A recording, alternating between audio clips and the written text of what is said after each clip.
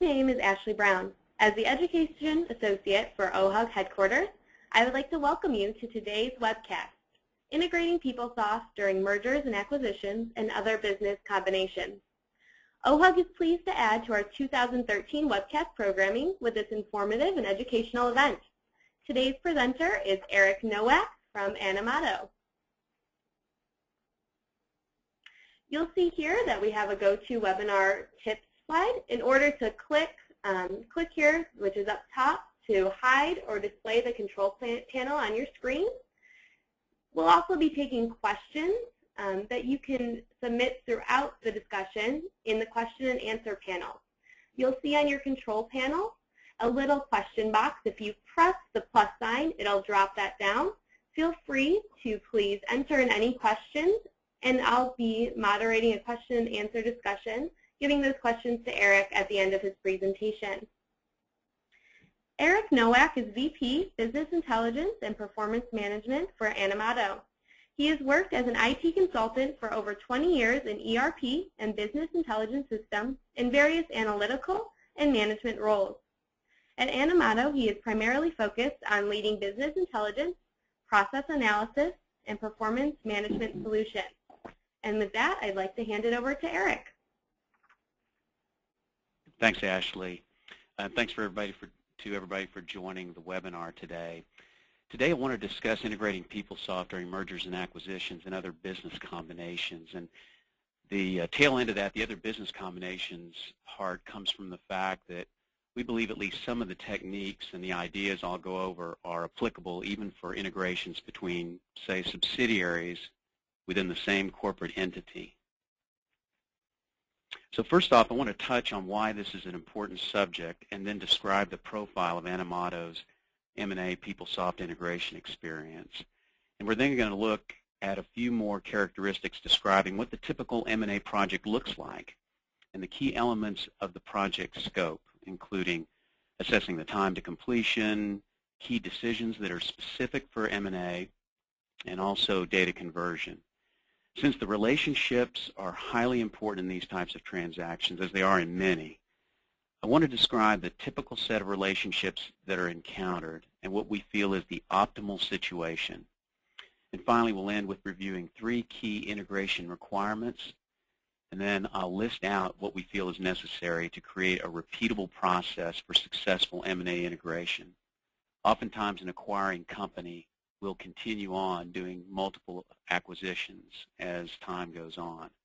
Everything I discuss comes straight from our methodology and from our project managers, business analysts, and developers' M&A experience. And some of it's going to look very familiar to you, but the particular points that I'm trying to drive at here seem to have the greatest visibility and often the greatest impact within M&A transactions that we've worked.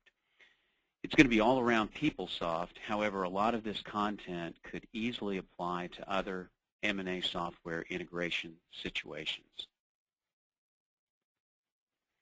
So what will be your takeaway? I'd like to relate our experience and associated best practices around M&A integration featuring PeopleSoft, and the bottom line really for me is for you to walk away smarter about the subject, understanding critical issues, the questions to be asked and answered, the need for a repeatable process, and other useful information, pure and simple. Systems integration during mergers and acquisitions is highly critical to that transaction's success.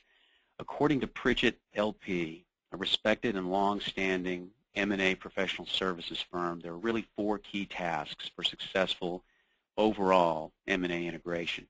First, make key appointments. It seems obvious. There's a trade-off between speed and effectiveness, but it must be done. Assume financial control, and that's installing the right corporate reporting procedures, detailed checklists to coordinate activities, clarifying expenditure level authority, and the like. Ensuring the primacy of the value creation, which is just really a fancy way of saying make sure the top 2 or 3 value drivers are fully engaged during the process and afterwards. And last but not least, integrate the processes and systems. This is a very difficult task. It's critical, and it's got to be done quickly, but there are typically high impacts at stake if it's not done right, like the inability to cross-sell within merged entities, for instance, if you don't get it done quickly and correctly. With respect to the profile of Animato's M&A work, we've completed 8 transactions across at least 11 different entities, and that includes the acquirers or the buyers, the acquirees or the targets, and other outside parties.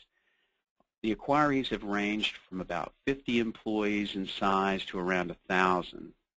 And most of the work has involved human resources, but we've also worked finance and procurement. Most of the time, we've done complete conversions from the acquiree's non-PeopleSoft to the acquirer's PeopleSoft system, but we've also interfaced between 2 PeopleSoft systems. And we performed conversions from Genesis, from Lawson, Exponent, Meditech, even just Access, Database, and Excel. And we've used Access and Excel as well as PeopleTools and Oracle SQL Developer as our tools of choice when we're doing the integrations. And finally, this type of project typically takes from 2 to 5 months to complete. The 2 months is a very exceptional project recovery, kind of botched integration situation, and there are other exceptions to that rule. We'll look at time frame estimation more closely in a few slides. It's a lot of work to complete these conversions. However, continuing to support multiple flavors of ERP post-acquisition, it really makes a best-of-breed strategy a very big and expensive challenge. Our core integration team is typically made up of a project manager, system administrator, DBA, and 1 or more PeopleSoft business analysts and 1 or more developers. If it's a consulting team, then they need to get very familiar, obviously, with the acquirer's PeopleSoft environment, or if they're employees of the acquirer, they're typically members of the HRIS department. Of course, the team size is going to depend on things like the modules that you're converting and the complexity and the number of customizations that must be accommodated. This integration team, this core team, is going to be joined by other representatives from the acquirer and the acquiree in completing the entire project. So what does the M&A project look like? At least typically for us, all of our projects have been unique. However, we found some characteristics to be consistent. First, you're obviously dealing with multiple entities like the acquirer, the acquiree, the core integrator team, possibly a project program management office or PMO, and benefits providers in the case of human resources. We always set up a PeopleSoft foundation for the acquiree, and that's either going to be a whole new company in PeopleSoft or just 1 or more departments. And that's going to depend on what the acquirer, particularly finance, wants. For instance, do they plan on the acquiree continuing to have their own tax ID and operating separately? There are almost always employee retention or job stability issues, and you can mitigate some of these, the employee flight problems, I guess you could say, with key person contracts. We as an organization always try to be cognizant of this when we are communicating with the acquiree, and at least informally we take flight risk into account in our planning. There's always a high level of urgency with these types of transactions, and this is one very good reason for building a repeatable process. If you're going to be called on to do these transactions multiple times, you can bet that the final knowledge of what will happen when is going to come just before the project has to start. There's always kind of a cloak of confidentiality with lawyers locking down as much credible knowledge as possible about what's going to happen. And then comes the surprise kickoff. Surprise!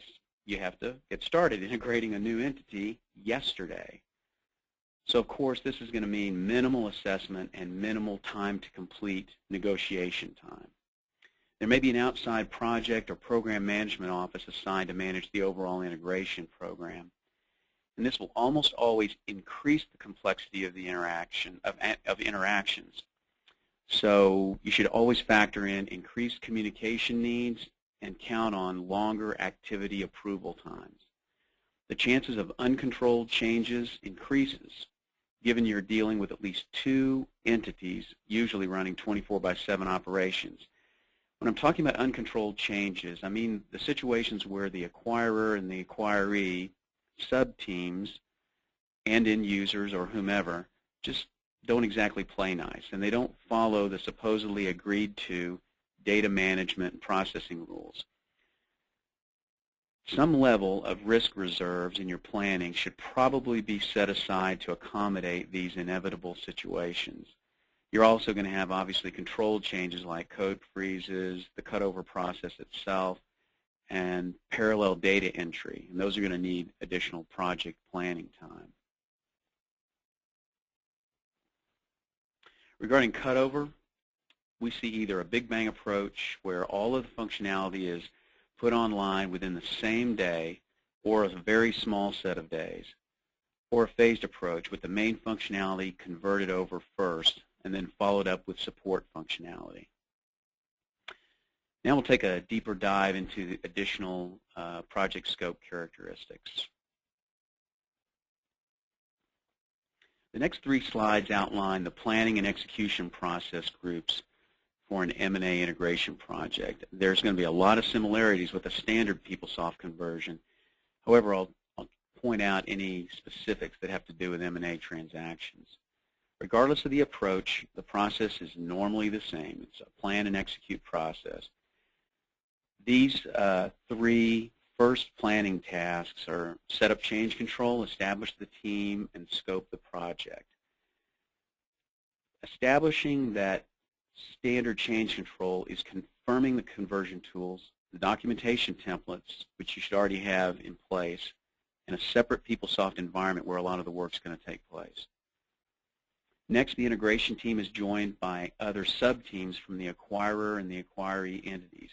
You want to include a subject matter expert from each of the acquirees' shared services groups like benefits, compensation, payroll, finance, and core HR.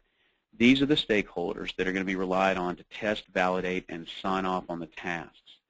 The business analyst and developer SMEs, subject matter experts, must be knowledgeable regarding the system architecture, data structure, and the business processes that they're going to be working within.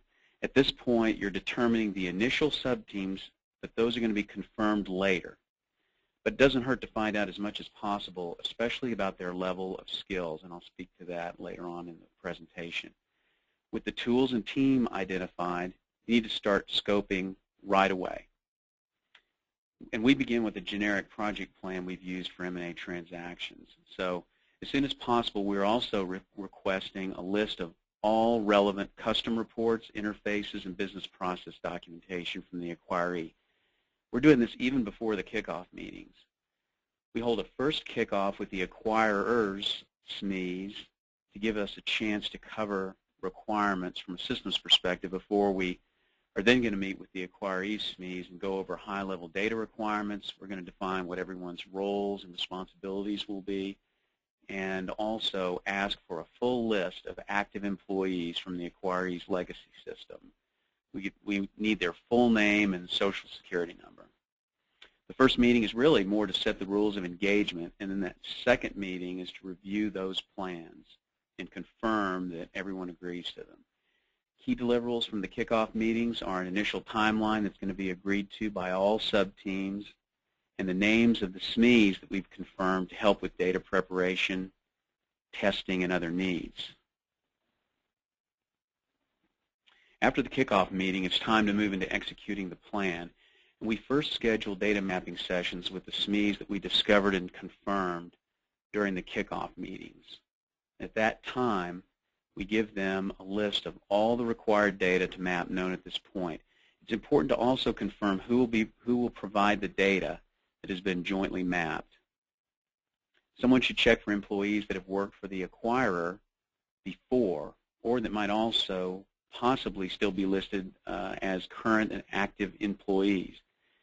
Any of those will have to be handled later as either rehires or shared employees, depending on the situation. And next, we configure the integration environment. A DBA should create a separate PeopleSoft test environment, and a business analyst is assigned the task of setting up the foundation tables. We have technical resources that are going to begin developing data mover scripts or Excel to component interface processes. And we also need to have research done on any of the customizations that must be made in the acquirer's production environment. New security may need to be set up depending on how the acquiree employees will be handled. And it usually takes anywhere from 5 to 20 or more load scripts for us to complete the basic HR conversion. Last two tasks, testing and cutover post-go live, confirm that we have a validated foundation and cutover. Formal test plan is executed covering all the custom reports, interfaces, business processes, etc. And we ensure a minimum of 2 parallel payrolls. We normally start the cutover list during testing because most of the cutover tasks are pretty much baked by then. And then we sequence them prior to cutover. At this time, we're also going to perform customized training for the acquiree through a set of tools like updated training guides that we have.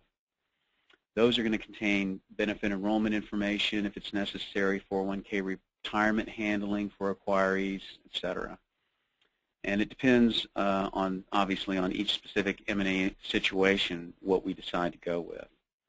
Finally, we execute the cutover and support the post-go live. Our preference is to go live at a pay period beginning date with the cutover tasks completed either over a weekend or a long holiday so we reduce impact on production. So now you know a high-level breakdown of the basic project plan, but who does what?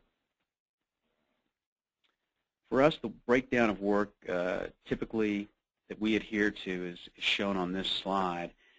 The acquirer, which we see as the acquirer steering committee, and I'm going to speak to that later, and the sub-team that's actually doing the work, mainly drives the strategic answers for the integration team. They've got to remove obstacles, they've got to provide direction with respect to any differences or conflicts that come up, and they are the preferred leader from a strategic point of view overall. And they assist with testing, live balance, reconciliation, and formal sign-offs. The acquiree provides the data to the integration team or to HRIS, depending on the group. And they participate in the data mapping sessions, and they are also in charge of managing the conversion and communication activities on their side. I break out the communication activities because typically we rely on them, especially at first, in coordinating communications within their organization until we set up email distribution lists, phone lists, and we get to know everybody and where they are, and then we more or less take over the communication at that point. Finally, the integration team is going to manage the overall plan, mapping efforts, configuration, and other integration activities.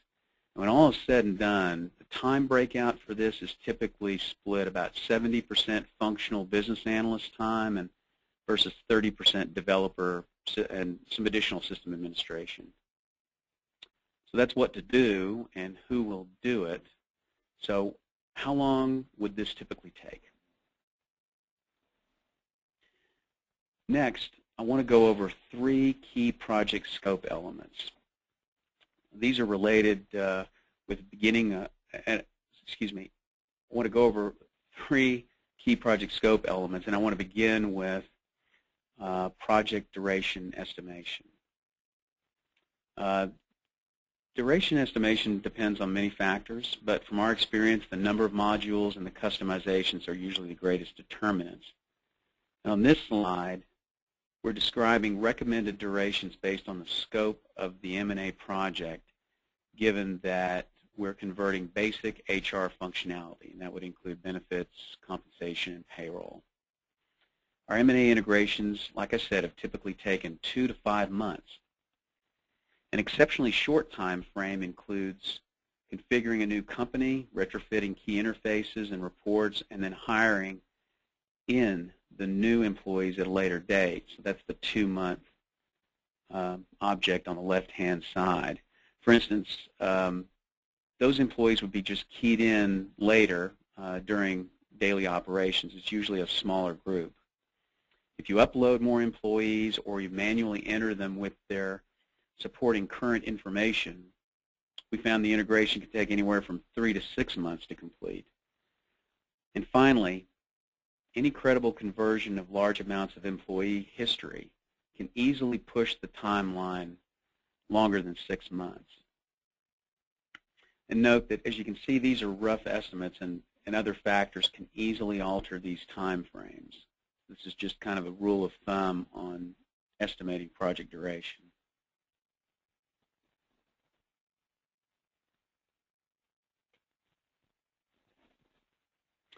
There's a set of key decisions made by the acquirer, and in reviewing this internally, we pulled out this set of questions as being the ones that seemed to be most consistently coming up when we were approaching these types of projects. Deciding whether or not to manually key employees into the system. Are there any systems that are used by the acquiree that are going to be brought in by the acquirer? These would be situations where we have to help move a system that is not going to be integrated with PeopleSoft, wherever that might be. So we don't forget to include schedule time and some additional risk consideration for those systems, because we're not going to be putting them as part of the main project for integrating PeopleSoft, and usually it's something newer, so we're definitely going to be adding time. Do you combine the acquirer and acquiree W-2s, or do you produce two separate initially? And our preference is to keep two if at all possible. Combining to one just requires a lot of extra work, mapping wages, deductions, taxes, direct deposit information into the PeopleSoft balance tables. So the key question is it really worth the time and cost given the typically tight deadline that these projects are performed within? Regarding time clock changes, you need a contingency plan if the acquiree is going to receive new time clocks, and if those are going to be placed at the acquiree locations and there's a delay in installation. Specifically for M&A transactions, a decision has to be made regarding whether or not the original acquiree dates of hire are going to be honored, or if paid time off liabilities will be assumed. These decisions can impact not just the work in loading the data, but handling related issues. For instance, benefits that are based on seniority, any country-specific processes, and vacation calculations. Those can all be affected. What about the benefits for the remaining year, and how are those going to be handled? We have to set up an enrollment process for acquirees in a different environment. May have to set it up on their network, and we have done specific workarounds to create an enrollment process that ties into the acquiree's portal so that it's very transparent for them, make the tasks easy, and then they can get in and get it done. How will the job record for PeopleSoft be populated for the conversion? For instance, whether or not you're going to bring in history versus you're not going to bring in any history, or bringing over terminated employees. Do you include those in turnover reports? What about W-2 processes for terminated employees? And finally, as I mentioned, historical data conversion can add a lot of time to a project, but if you decide not to convert, but you still need access to the data, or somebody needs access to the data, then at least the data source plus its legacy application may still need to be maintained, at least for a while. These key decisions should be made as early as possible because the answers are going to impact the project timeline.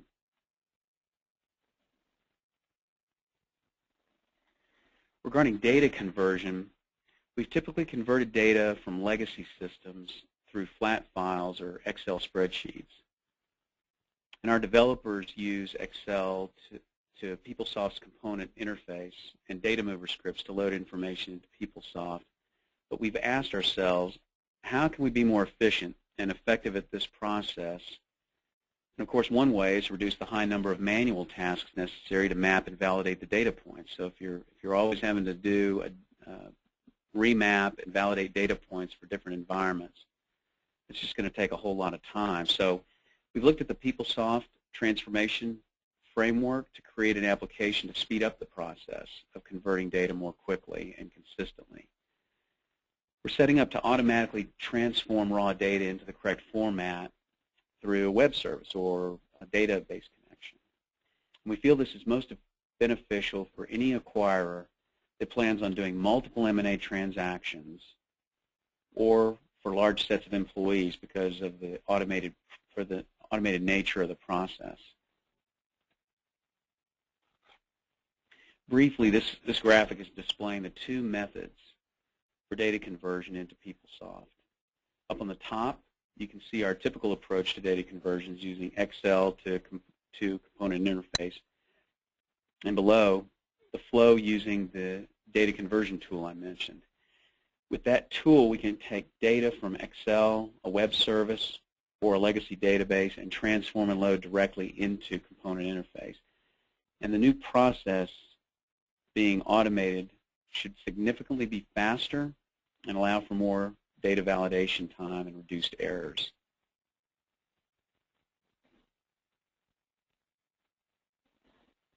Next, I want to touch on common relationship issues that we've seen during M&A transactions and outline our preferred project organizational structure.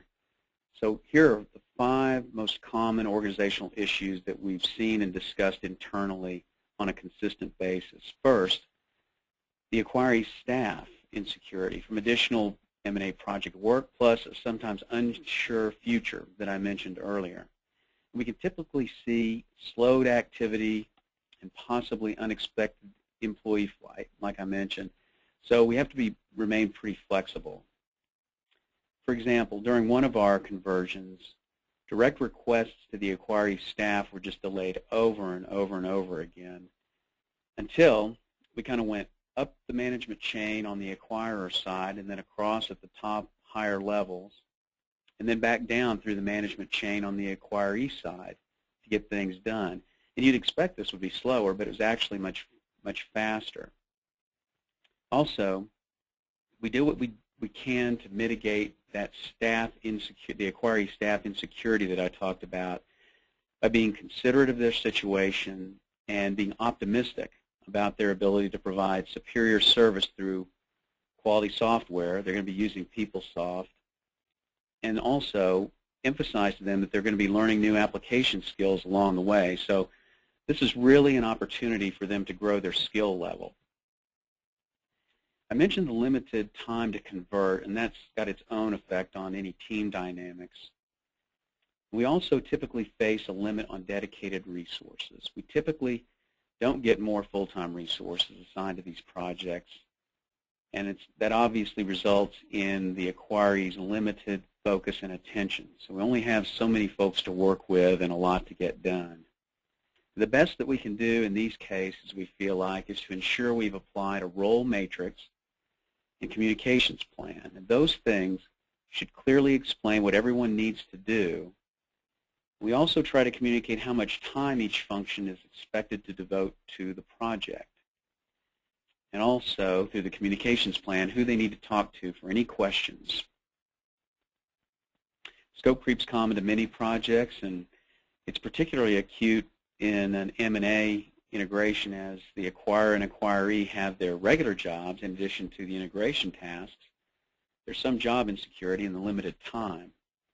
This is the major reason for significantly limiting or eliminating non-essential system changes. Can't emphasize this enough. This is not the time for someone's pet PeopleSoft enhancement project to be deployed. You have to move quickly through these projects, and there's a lot of pressure on getting things done. So the more you can limit the scope to just what you need to do, the better off. Finally, multiple entities often mean more complex and error-prone communications. You have to be aware that you may have to factor in the longer approval times and possibly even confusion between groups in the planning. This is especially a problem when you throw in a third-party project management officer, PMO. In fact, in one case, we had a PMO leader who kind of went against our recommendations for handling the acquirees. It was a physician group, a doctor's group, a very large one, in fact, handling the doctor's time and labor data. and that cost us a lot of extra unnecessary work. We did recover later when the PMO began understanding much better why we were recommending what we did. So we moved to a much more clear communication with the PMO at that time. In another case, in rescuing a project that was in the ditch, we had to come at the project as an outside advisor and convince both management teams to agree to a phased cutover instead of a big bang. And in both cases, the influence came from our experience. In the first, the fact that we were very familiar with the project itself, and in the second, because we could take an objective view in the face of a really critical project recovery. The keys to mitigating these situations, we felt like, were clarifying the issue impacts to everyone, being aware of the authority and problem escalation paths for communications, making sure the roles and responsibilities were defined as clearly and correctly as possible, and finally communicating and confirming any of the agreements that we had, even if it meant confirming that again.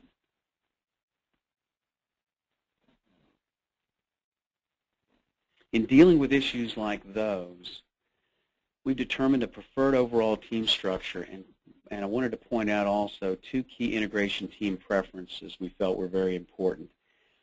An M&A integration it's a structured project that's kind of forced down on separate organizations. It's enough to change organizational structures and change reporting with one organization, and now you're dealing with 2. And that challenges the coordination and prioritization. First, if you consider organizational design in terms of matrices, where a strong matrix has strong project managers leading loosely organized departments, and on the other end of the range, a weak matrix has weak project managers struggling to lead siloed departments, with a balanced matrix somewhere in between with the department heads cooperating with the project managers. We prefer the balanced approach with the acquiring company strongly leading the project.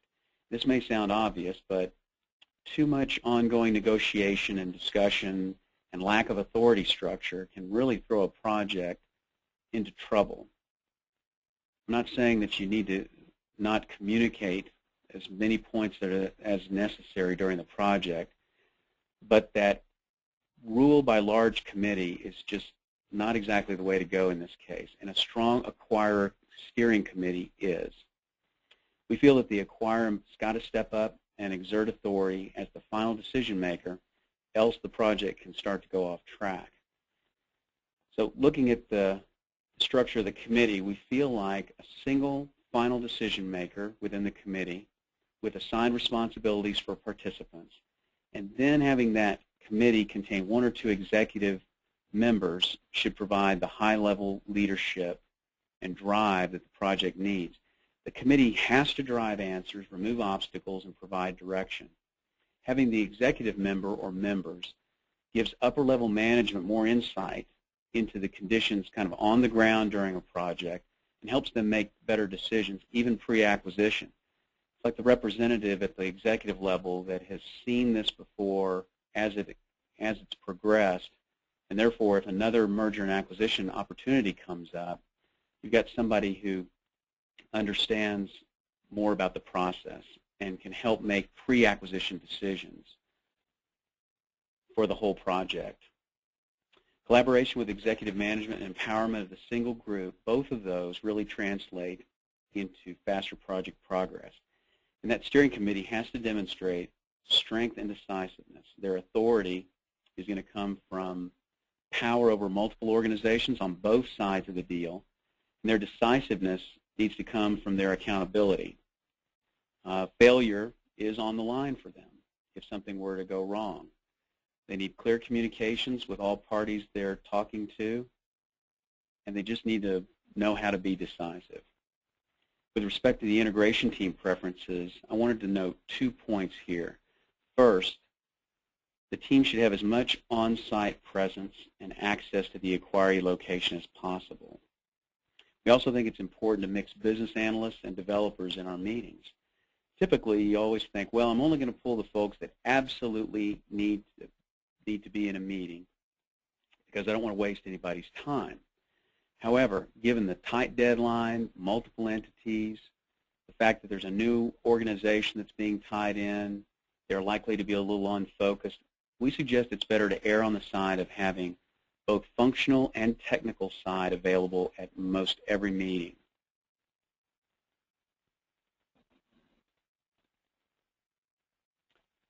Now, I quickly want to run through 3 key requirements we feel are most impactful during M&A integrations. And these may go without saying, however, from our experience, they've had significant impact on our work. First, access to individuals, to systems, and even physical access to acquiree and acquirer locations. Our project managers have encountered enough situations where the acquirees don't exactly know who to engage to get us what we need. We now have earlier discussions in more detail to flesh this out, and it helps us understand who we're supposed to be talking to.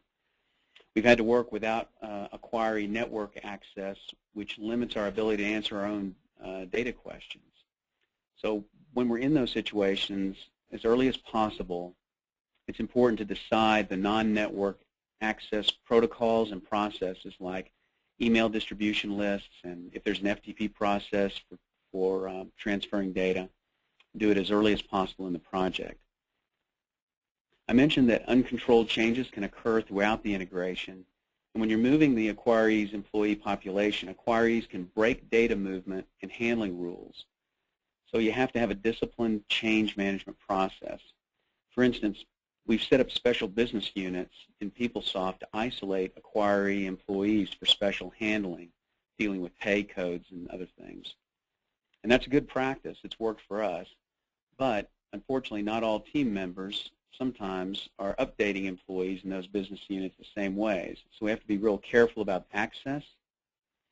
We have to be careful about making sure that we've established the correct rules of engagement. We've even found accidental hiring within both the acquiree and acquired systems. So that's another thing that had to be corrected. In order to stay ahead of all the changes that can happen, one rule of thumb is it's best to implement change reporting within the sub-teams on a weekly basis at a minimum.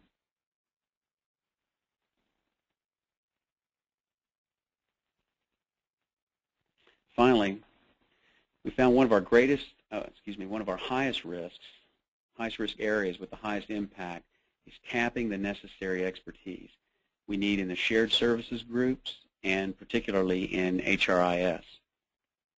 For instance, we've had a Lawson resource that had to be changed mid-project, a critical project, and that caused a lot of delay. And we've also picked up a project where the entire initial technical team was just not fit for the assignment. Getting the right resources for the right job, it's a concern in all projects. However, we found it to be particularly a challenge in M&A integrations. And to mitigate this, it's important to meet with the acquirers and especially the acquirees' technical team members as soon as possible, even bringing initial data requests to the kickoff meetings and discuss those with those individuals at that point. And there you can get an idea of whether or not you can get to the right people quickly and clearly articulate the data extraction and other technical needs.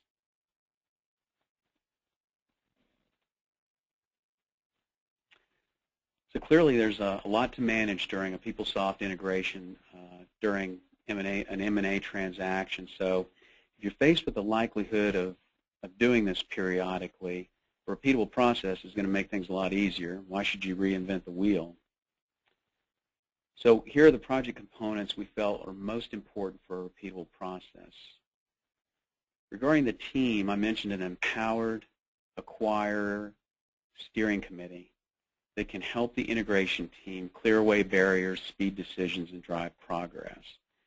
And you need an experienced integration team that understands their roles and can communicate the roles of other associated sub-team members to them. This team needs the business knowledge to perform complete due diligence around all the business areas within scope, so leaving no stone unturned. From a tools perspective, Obviously, we begin with that standardized M&A project plan. We adjust that to the situation. We have templates and guides that we have ready to use depending on the situation. And also, it's best to work with a data conversion tool to reduce the tedium of rebuilding and reworking scripts and processes. And finally, for the environment, we try to work towards getting the greatest possible access to data. We want to be physically located where the action is, and that's typically at the acquiree's location or locations as much as possible. And finally, to infuse some discipline in our process so that we review each M&A integration project and learn from it.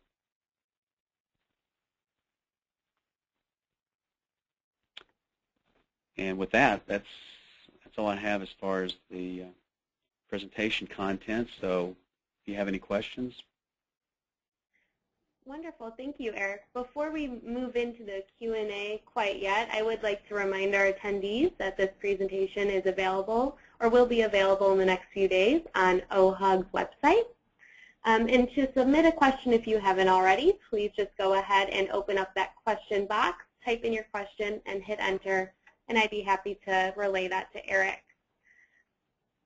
A question to start us off here, Eric. At what number of employees would you start considering employee data conversion versus keying employees in manually? It can depend on the situation, but clearly I think from our point of view, we're looking at anything more than 100, we're looking at data conversion. It could be a little bit below 100, but that's probably a good starting point. Below that, you can probably put together enough resources to enter in, to type in employees. Of course, again, it's going to depend on the resources you have to do that and how much time. But we begin at about 100 to make that decision. Okay. What type of history data is most often requested to be converted? From our point of view, the most common is wage information and job history. As I said before, history adds a lot to a project. We encourage clients and individuals doing this to load minimal history if possible, but those would be the most common, job history and wages.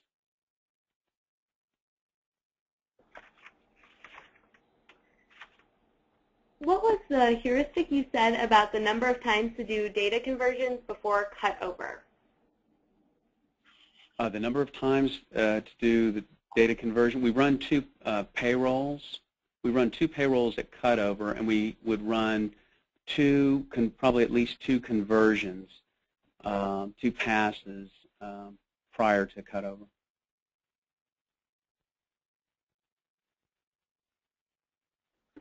Okay, and one last question for you here.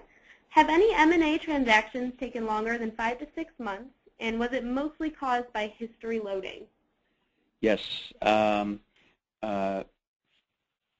History does cause more time. We've had a couple that go longer than that period of time, and in one case we had legal issues, which isn't as much. It's more of a delay. If you're including if you know you're going to load a lot of history, that's going to expand your planned time. But we have had at least one situation where, because of legal ramifications, I guess I'd say, it delayed the project, and so we had to go longer.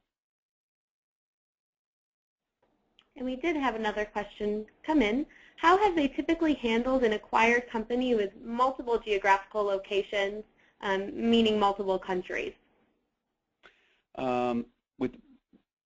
With that situation, we haven't faced the multiple country situation in our particular work at this point. Obviously, country-specific rules are going to come into play, and that's a much larger project. I can check internally to see if there's some additional information, and if whoever asked that wants to email me. I'll put up a slide in a minute and it has an email address, and you can send that on and I'll follow up. Wonderful. Eric, if you'd like to put up that contact information slide now, this would be a good time. Sure. And thank you to each of you for participating in the webcast. We appreciate Eric and everyone online attending the event today.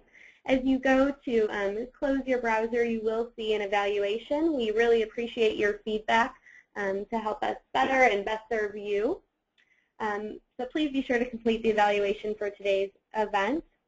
Thank you again for attending, and look for the webcast on the OHUG website. Thank you very much. Goodbye.